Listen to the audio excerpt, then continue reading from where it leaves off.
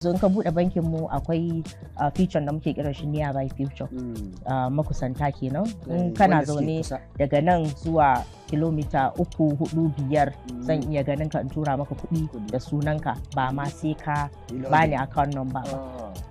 Idan yanzu aka ce namiji ya bude banki ai al'umman mu za ku ga cewa a yanayin da aka taso da mu ai ba abin mamaki ba ya ce ai namiji ne, wanda kuma muna manta cewa da maza da mata kowa yana da matsayi ko kuma matakin irin tunaninsa da abin da zai iya yi. Na kawo maka sauki in ka shiga cikin application din nan in ka bude QR ɗinka din zaka gani zaka saka nawa ne kuɗi na okay 50,000 zaki biya zaka saka 50,000 naka sai kai sharing link din da ni a WhatsApp sai ni kuma in danna sai kai ni cikin wata application ina sai in approving payment din sai in biya kai ka gani immediately ni na biya ka immediately. A 'yan kwanakin baya ko kuma 'yan makonni da suka gabata ya zama abin da ake magana a cikin wannan ƙasa musamman arewacin Najeriya.